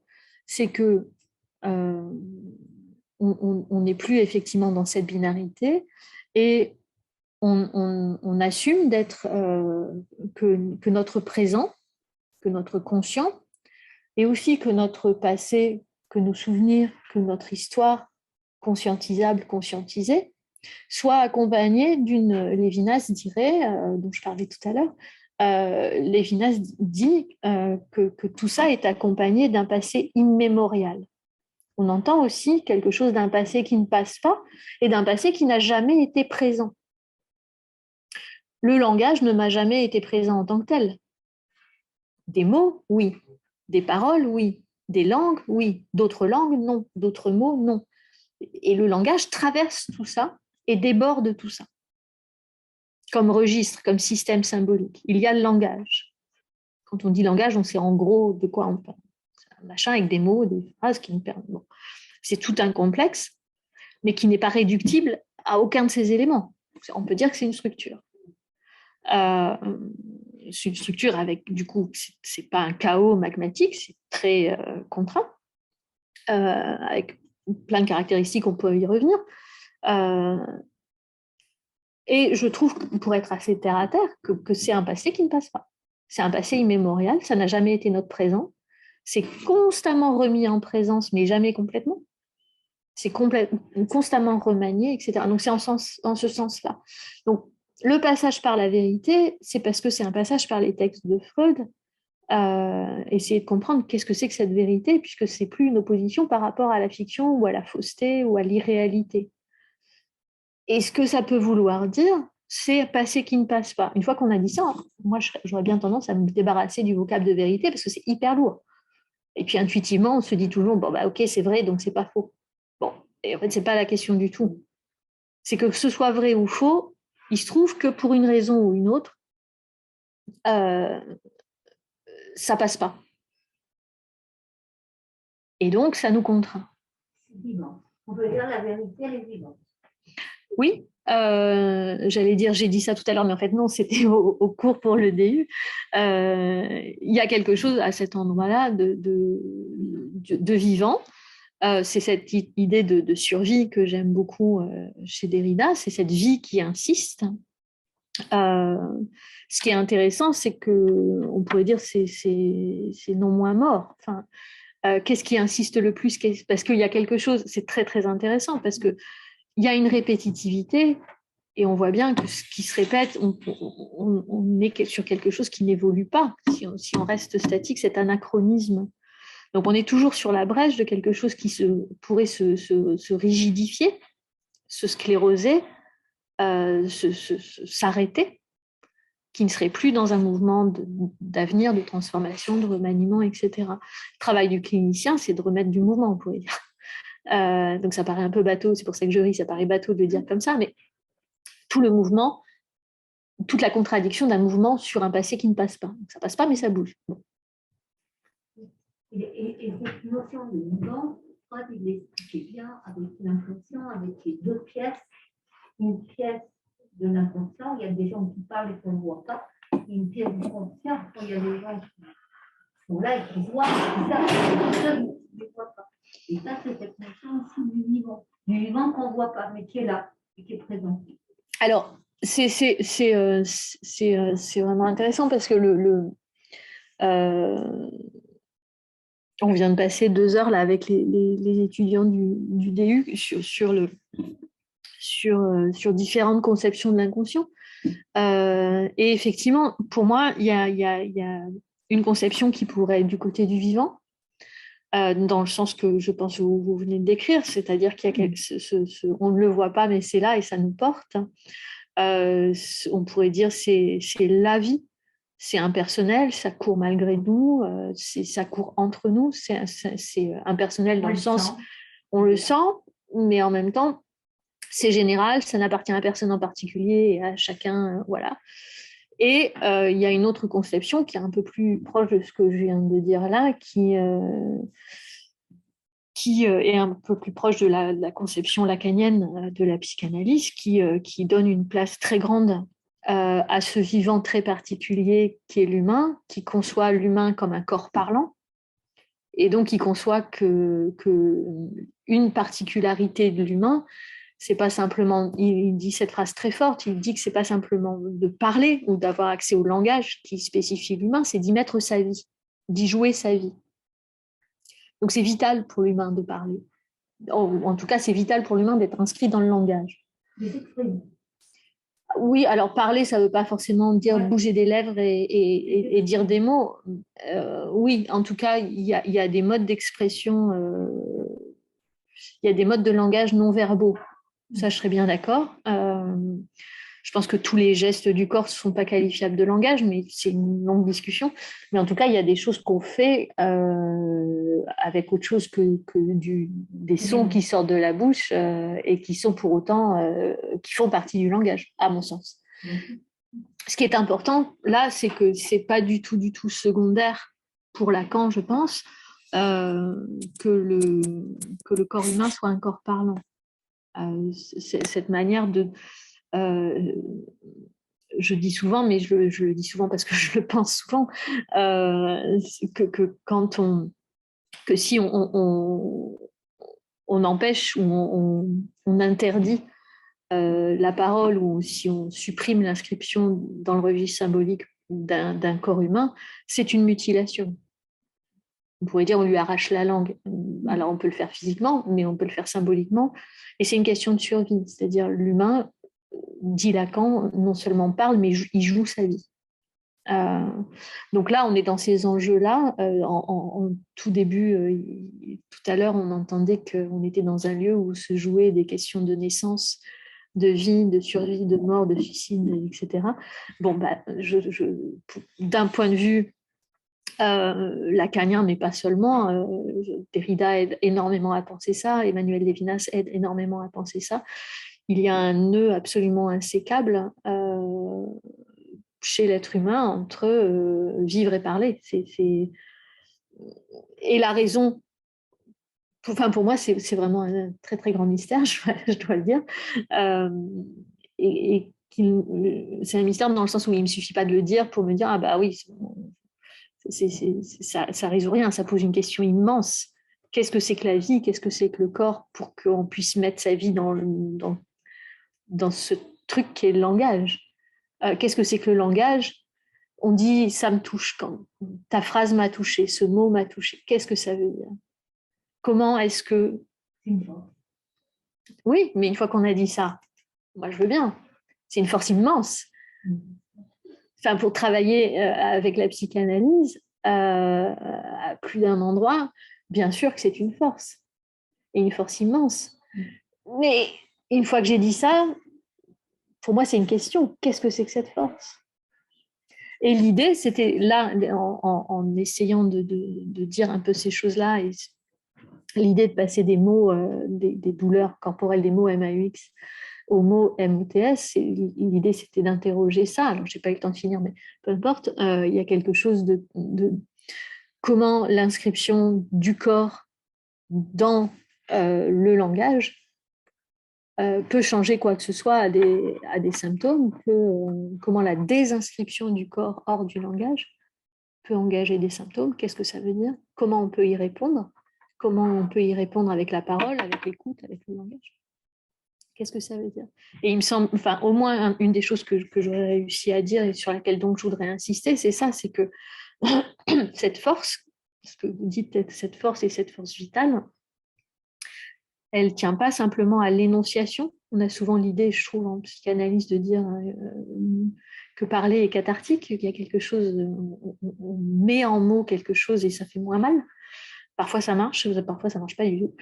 Et parfois ça fait encore plus mal. Donc pour moi, ce n'est pas simplement une question de mise en parole, en mots.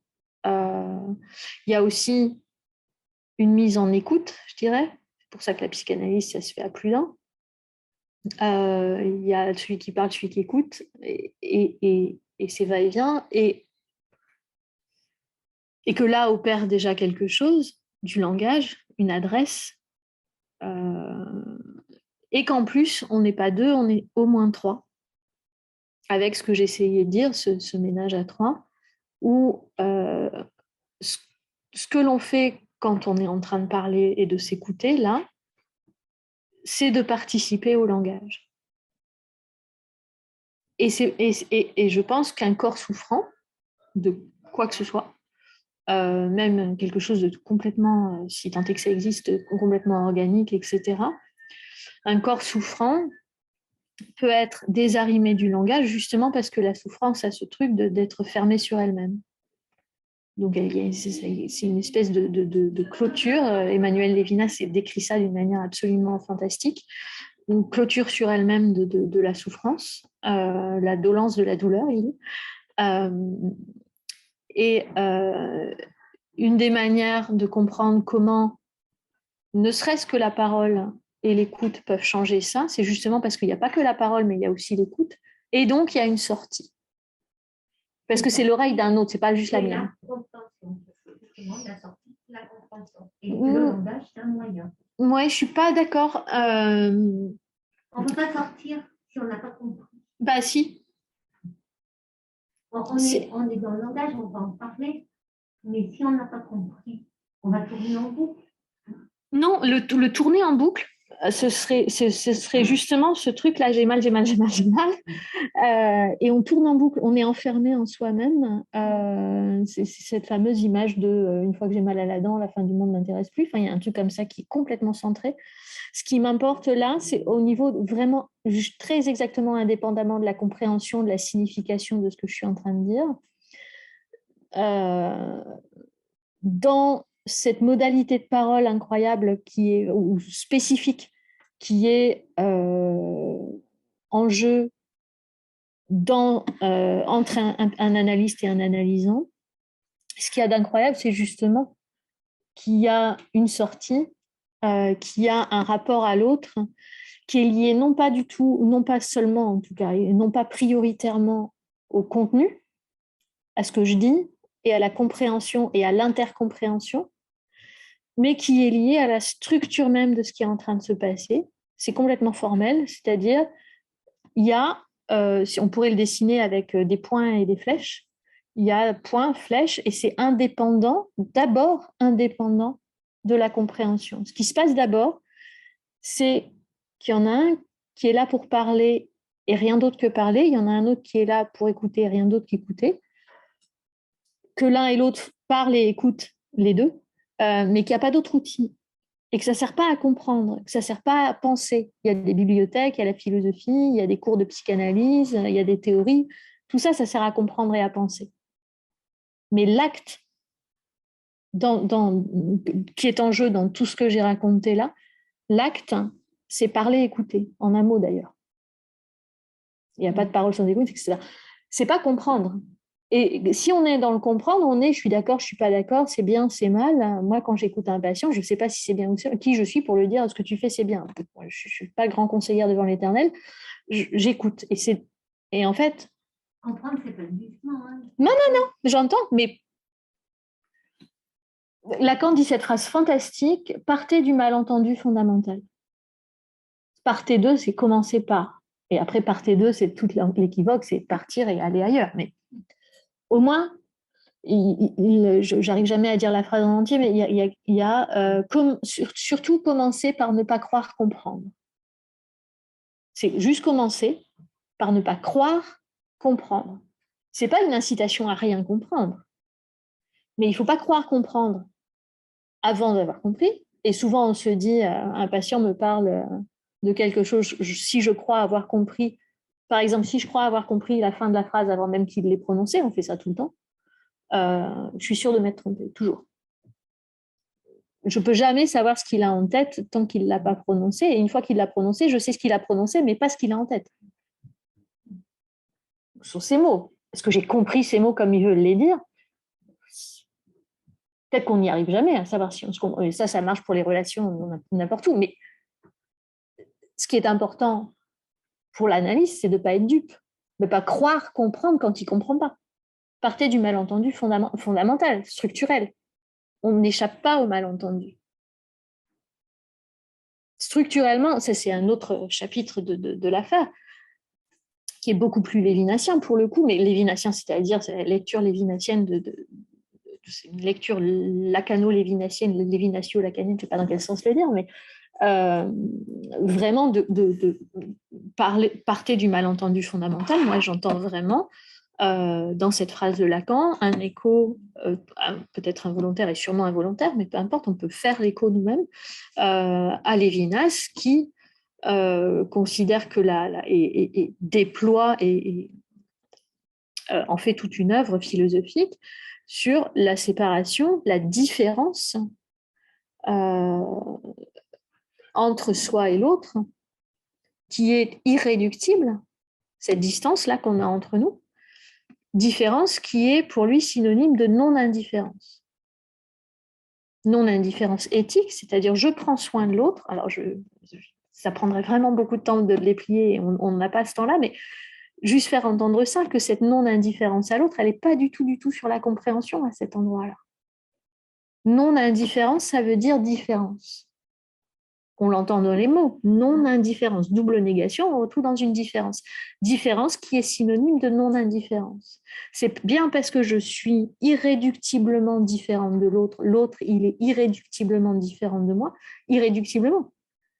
C'est pas on est un peu pareil et puis si on fait un effort, on va se rapprocher et être de plus en plus pareil et donc de mieux en mieux se comprendre.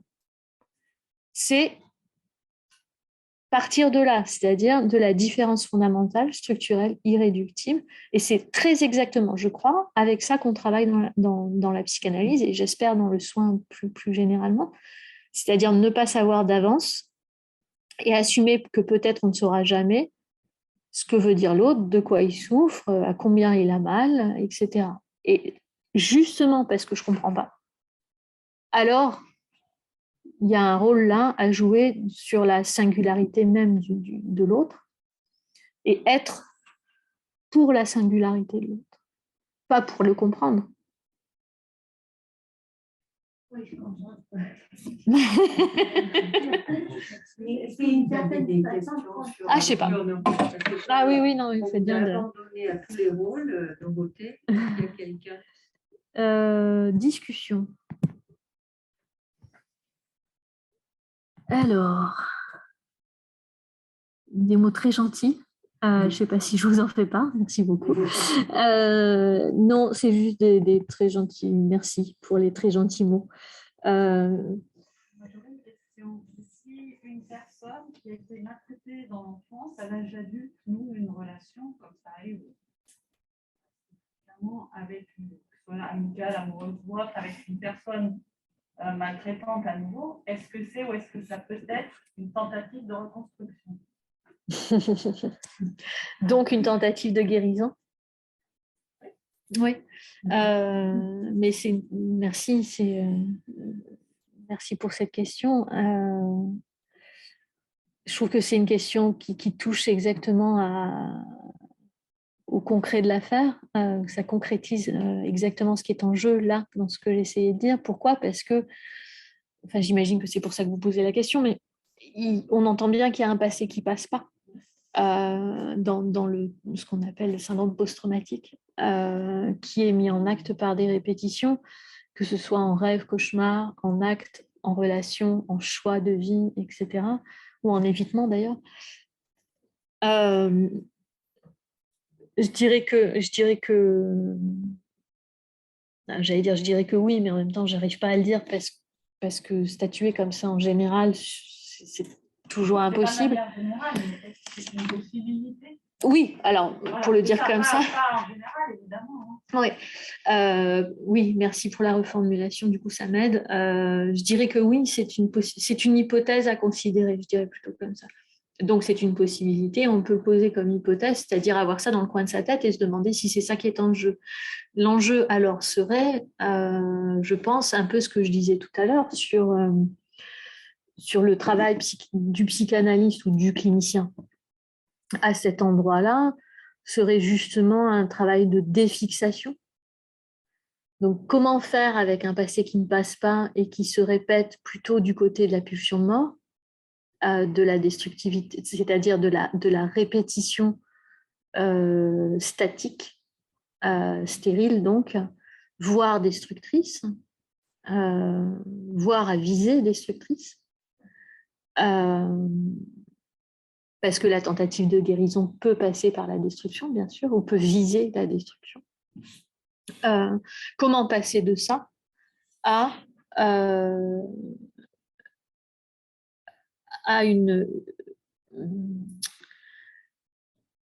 un remaniement, c'est-à-dire ce qui m'intéresse dans cette formulation-là, c'est que on utilise les mêmes outils. Ce qui me semble important, enfin moi, ce qui me semble très important cliniquement, c'est cette notion de tentative de guérison qui est d'abord la tentative de guérison du patient. C'est-à-dire le patient, même si ça nous paraît à nous destructeur, même si ça nous paraît à nous mortifère, même si ça nous paraît à nous bête ou stérile ou statique, même si on aurait, nous, envie de le déloger de ce machin-là, moi, j'aime bien faire le pari que c'est une tentative de guérison et que c'est la tentative de guérison qui correspond le mieux à son organisme, j'ai envie de dire, dans un sens d'organicité de psychique et physique. Merci pour le dire ça, parce qu'il ne peut pas faire autrement. Mais ce n'est pas parce qu'il seulement il ne peut pas faire autrement pour se détruire, pour s'en sortir, pour se dépatouiller. Il ne peut pas faire autrement pour tenter de guérir.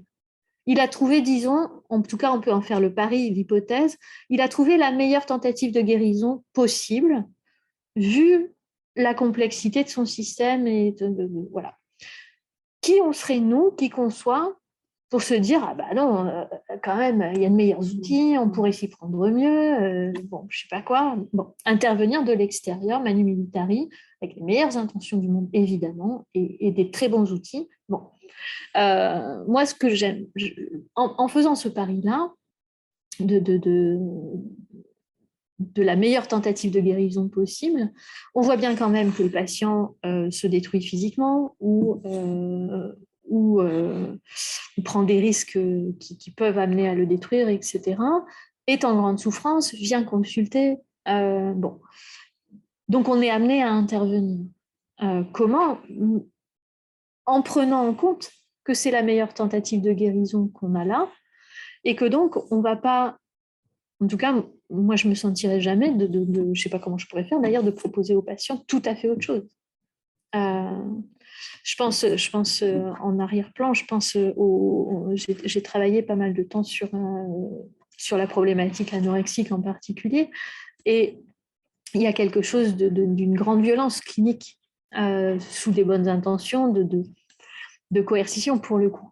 Et moi, je me dis, qu'est-ce que ça change cliniquement si avec la patiente ou le patient, on est d'accord avec elle ou avec lui que cette anorexie ou que cette reconduction de maltraitance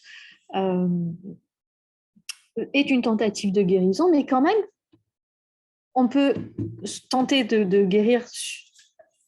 On va accompagner cette tentative de guérison pour qu'elle ne soit pas justement destructrice. On ne va pas la remplacer par nous, nos outils à nous, mais accompagner cette tentative de guérison pour qu'elle ne soit pas destructrice. Donc, ça veut dire, peut-être un peu plus précisément, qu'on va être d'accord avec le patient sur le fait qu'il y a un passé qui ne passe pas, qui est en train de tenter de se guérir.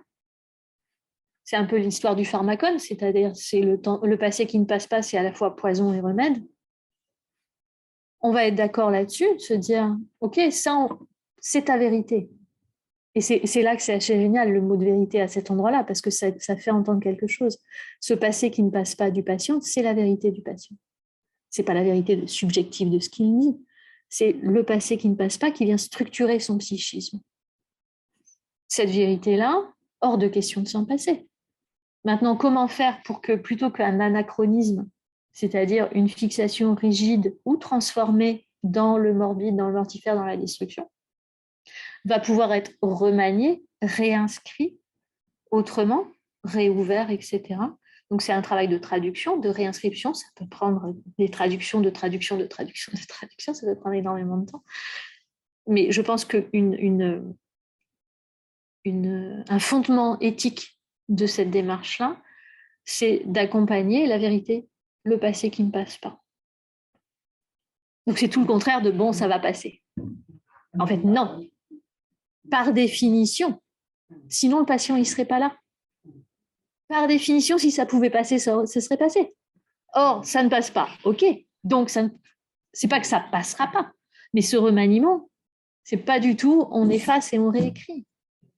Enfin, voilà. Je reprends les mots de Boucheron de tout à l'heure, défataliser le cours de l'histoire. Et ce que vous dites, dans ces cas-là, parfois, il y a une fatalisation du cours de l'histoire. Et on entend dans des cas comme ça, ou dans des cas moins dramatiques dans la réalité, parfois, dans des cas qui peuvent sembler un peu d'une banalité quotidienne, mais qu'on entend dans les cabinets, donc c'est quand même pas rien, d'analystes. Ah ben, j'ai toujours été comme ça. Fatalisation du cours de l'histoire. Et on entend aussi, ça peut aller jusqu'à je suis battue, ou je me dispute tout le temps, ou il est un peu violent, ou très violent finalement.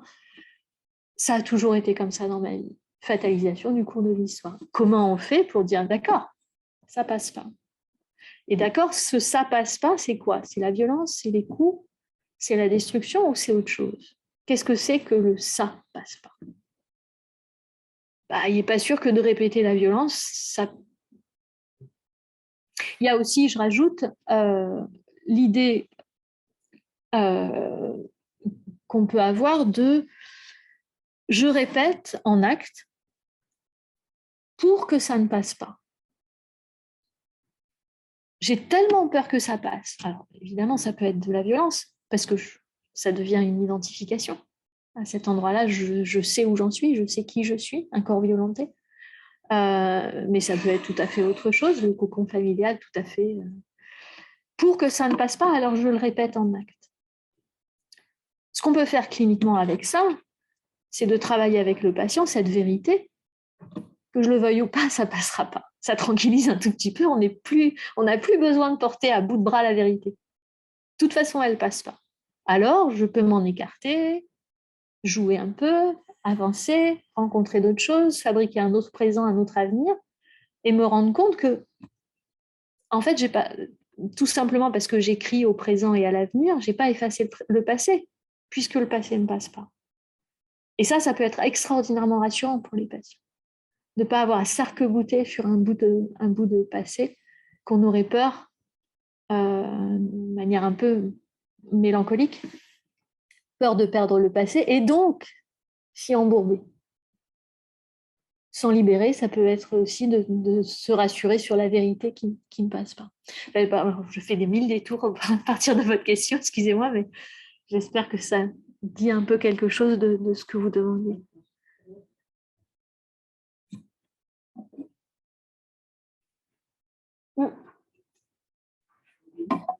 Une question sur la vérité qui s'impose comme une transformation assistive du présent. Quel lien peut-on faire ou ne pas faire entre la vérité et la croyance, qu'elle soit religieuse ou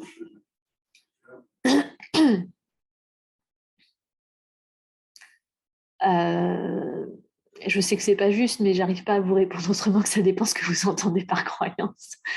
Oui, il y a un élément, par exemple, qui est très, très grand dans une croyance très, on va dire, catholique. L'effet rédemptoire de la maladie existe. Donc, finalement, la guérison, enfin, la maladie et la guérison des péchés, etc. Et donc, finalement, on retrouve un peu cette notion de. Je ne sais pas si je me suis. Ouais.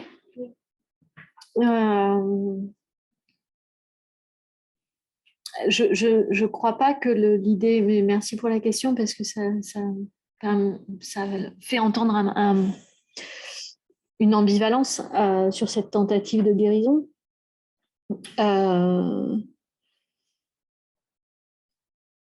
C'est justement peut-être l'idée du pharmacone qui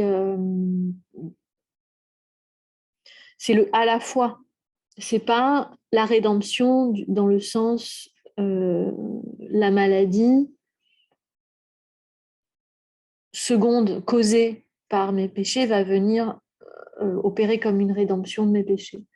Là, l'idée de la tentative de guérison, je crois, chez Freud, est éloignée de ça dans le sens où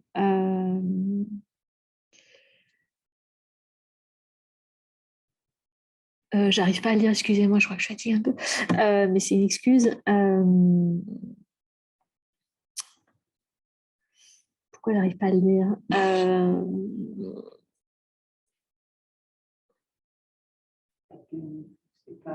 Oui, il y a pas, mais ça suffit pas comme explication. Excusez-moi, j'en perds mes mots.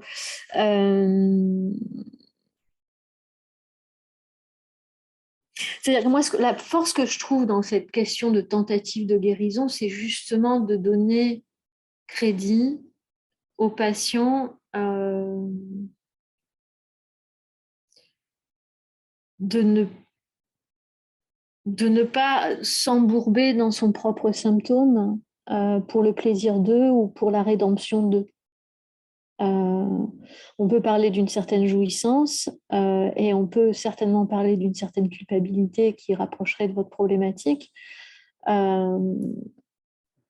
Et néanmoins, je pense que en tout cas, j'aime tirer la notion de tentative de guérison un peu ailleurs, qui est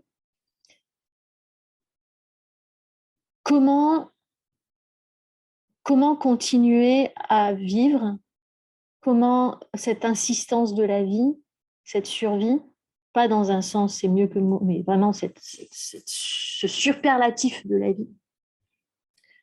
Donc là, j'entends quelque chose qui n'est pas juste dans la rédemption et dans le péché. Je suis dans un superlatif de la vie, dans cette survie. Je tente de continuer à vivre malgré ce bazar-là, avec ce bazar-là, par ce bazar-là. Par la maladie, je tente de continuer à vivre. Parce que c'est ma tentative de guérir de... Le délire est une tentative de guérir d'un monde strictement invivable. Je survis de manière délirante, certes, mais je survis contre, et pas par rédemption d'eux, mais contre un monde qui a été invivable, ou qui est invivable. Donc il y a vraiment, pour moi, c'est important cette dimension-là. C'est important de l'entendre cliniquement parce que c'est un peu en lien avec ce que je disais tout à l'heure. Ça donne des outils très importants pour orienter la cure, comme on dit, parce que l'orientation, elle nous est déjà donnée par la tentative de survie. C'est pour ça que j'aimais bien traduire tentative de guérison après Derrida comme tentative de survie. Comment je fais avec les violences que j'ai toujours connues? Comment je fais avec, peu importe le tableau clinique qu'on pourra avoir, mais comment je fais avec ce passé qui ne passe pas, qui se trouve être strictement invivable? Et pourtant, je suis en train de vivre. Bon, c'est bien qu'on a un patient qui a trouvé une manière de survivre sur laquelle on peut s'appuyer pour que ça détruise moins. Du coup, je trouve que la problématique, je vous réponds très mal, je suis désolée, mais que la problématique, elle n'est pas parallèle à cette problématique de la rédemption. Je vois ce que vous voulez dire, mais... Oui. Je comprends ce que vous dire, mais finalement, cette survie, certaines personnes la trouvent dans une religion ou et finalement, est-ce que la religion n'est pas une maladie? Enfin, Oui, je vois ce que vous voulez dire. Mais c'est peut-être un autre débat. Mais s'appuyer, oui, dans ce sens-là, s'appuyer sur... c'est d'ailleurs une des choses que j'avais en tête en écoutant la première formulation de votre question sur la croyance. Je pensais à la croyance délirante, à l'évidence. Et il y a là une question aussi très, très importante à mieux creuser quand j'insiste sur la vérité, le passé qui ne passe pas, etc. Il y a quelque chose de l'ordre de l'évidence délirante, psychotique, qui est absolument inébranlable. C'est indiscutable. C'est pas dialectisable, etc. Et c'est justement à ça qu'on reconnaît la chose. Il y a quelque chose, c'est complètement monolithique, ça y va, ça insiste, etc. Et donc, la nuance clinique doit être faite entre entendre la vérité cachée, déformée, toujours entre les lignes, entre les mots, de la vérité qui va se passer qui ne passe pas, et ce qu'on peut appeler une croyance, c'est-à-dire dans le sens d'une évidence délirante qui va avoir, pas forcément tout de suite, pas forcément tout le temps, mais qui va finalement apparaître dans une massivité, même si elle n'est pas complètement apparente, ça peut être à bas bruit. Mais il y a quelque chose qui non seulement ne passe pas, mais qui écrase tout le reste de sa propre évidence. Il n'y a pas de dialectique possible parce qu'il n'y a pas elle est toute. Donc dans ce sens, à cet endroit-là, on peut mettre beaucoup de choses.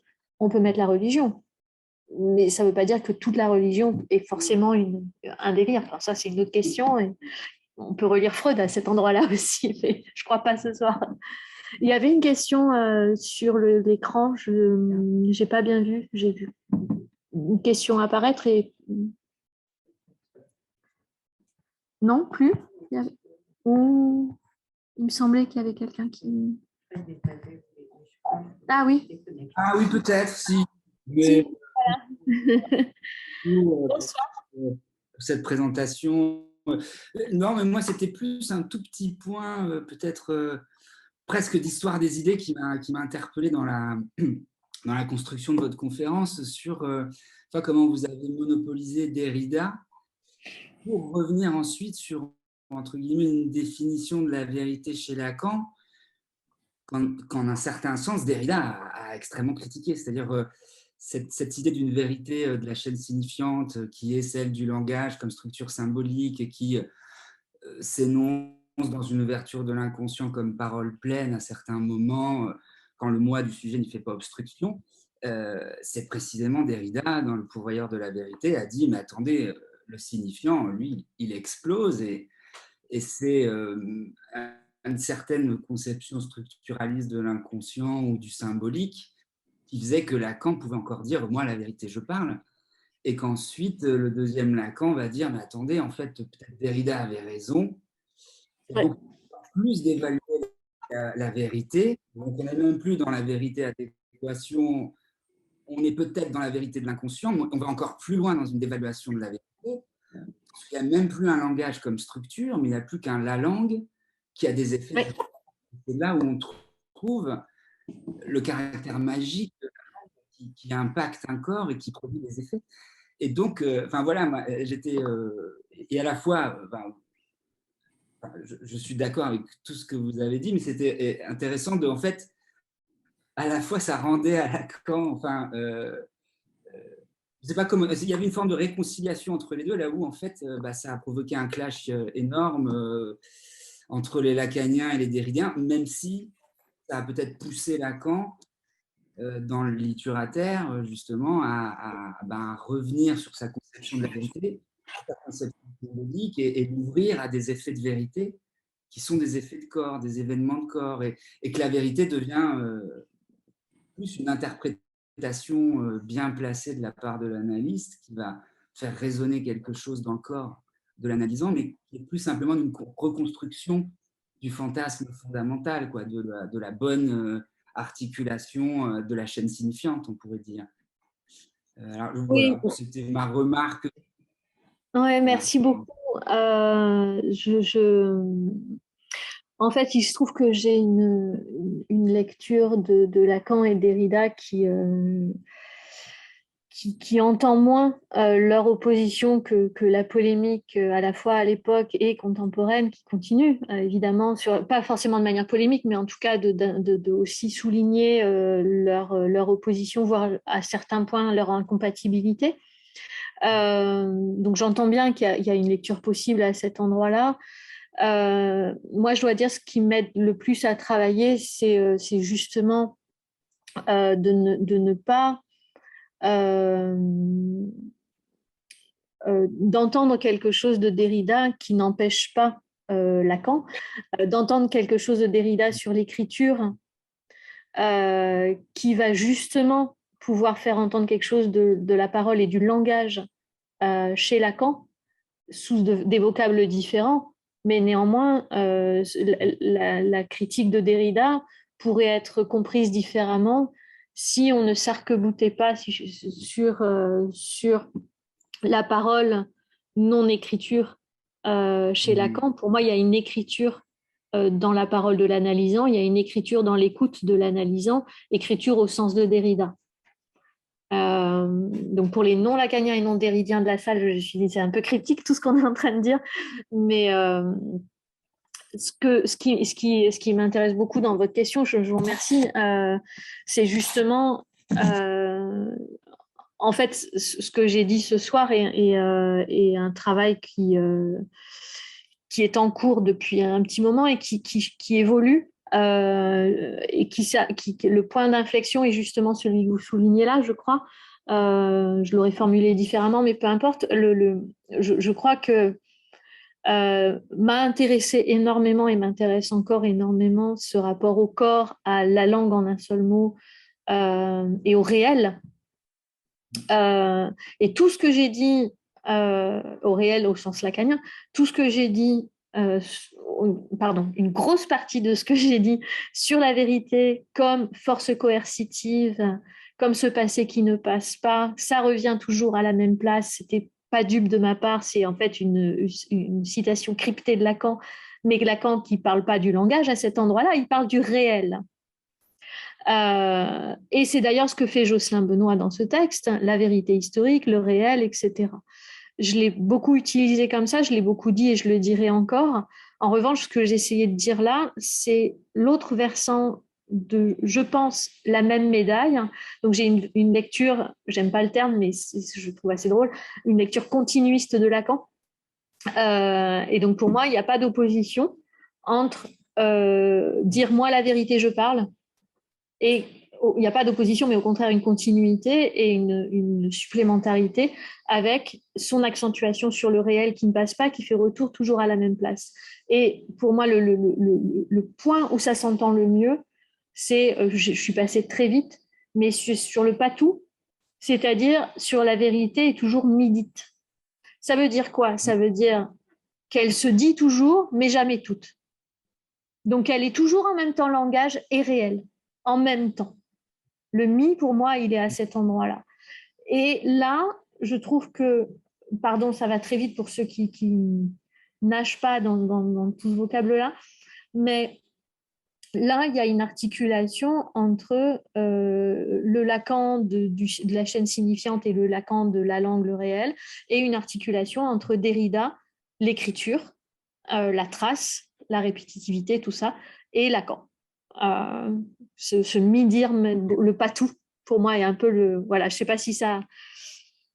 Merci en tout cas. C'est une très bonne réponse. Parce que c'est jamais évident d'articuler ces deux pans et en même temps, on sent très bien qu'ils sont toujours à l'œuvre dans une analyse, tellement aussi, mais chez quelqu'un en fait. Ouais.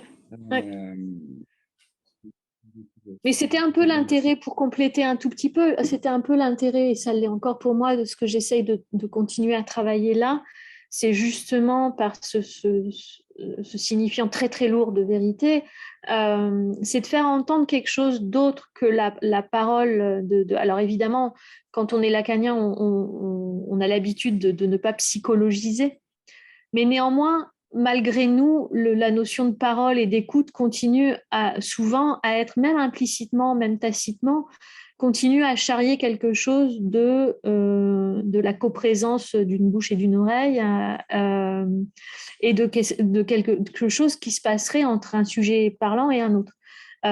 Toute l'idée de l'inconscient, c'est qu'il y a ce tiers, et ce tiers, quand même, l'inconscient est structuré comme un langage. Lacan le dit encore très tard, sans contradiction, en tout cas j'espère, avec le réel, le cible au sujet, qu'on peut entendre comme le langage tiers et le réel tiers. C'est deux modalités de l'indicible, je dirais. Mais je pense qu'on s'impatiente dans la salle. Je ne sais pas, il n'y a pas d'autres questions, je crois. Enfin, c'est pas écrit et les écrans sont noirs, donc ça a l'air d'être la fin. Merci infiniment pour l'interaction. Merci beaucoup.